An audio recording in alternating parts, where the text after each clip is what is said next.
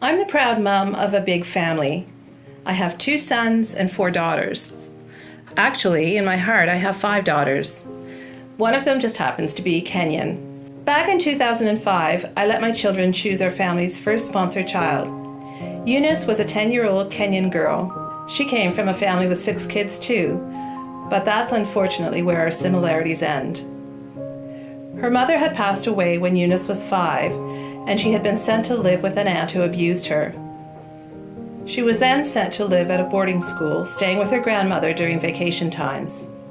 Her father had remarried and he basically disowned Eunice and her siblings, so they went to different relatives' homes across the country and had little contact with one another.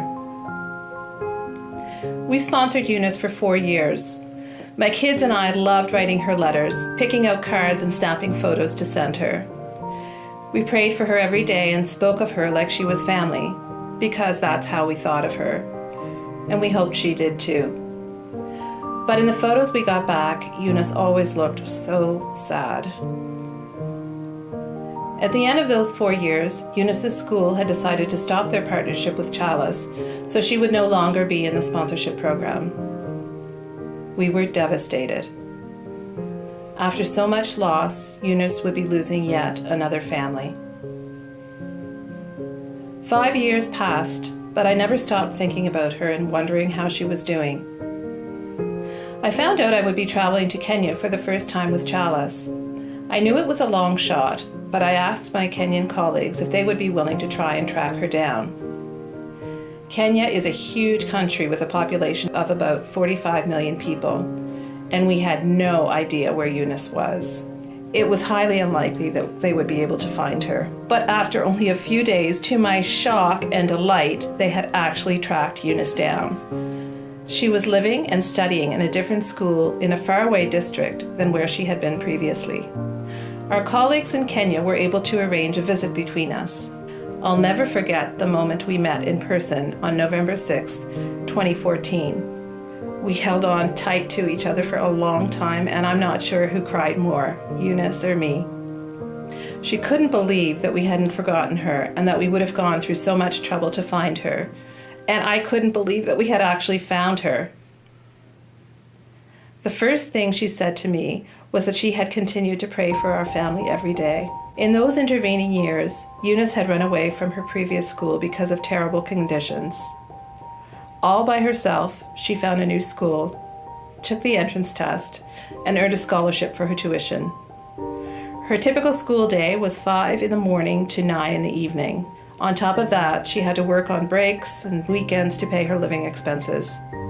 Despite all these challenges, Eunice had managed to become the president of her class, and she had a B+ average with dreams of attending university one day. I asked her if she'd like us to sponsor her again and help with her living and school expenses so she could focus on school full-time.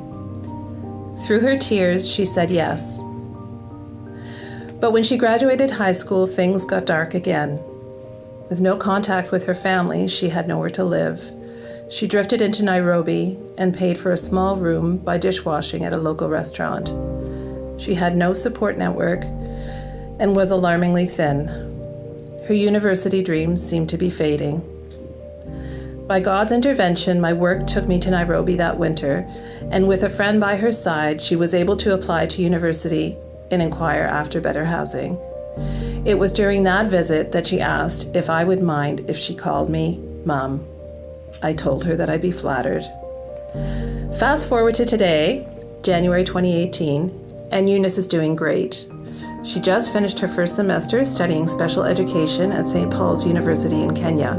Her marks are excellent, she's involved in a variety of activities, and she's made a strong group of friends. She even has a couple of small businesses to make some spending money for herself, doing manicures and raising a couple of pigs for breeding so she can sell the piglets.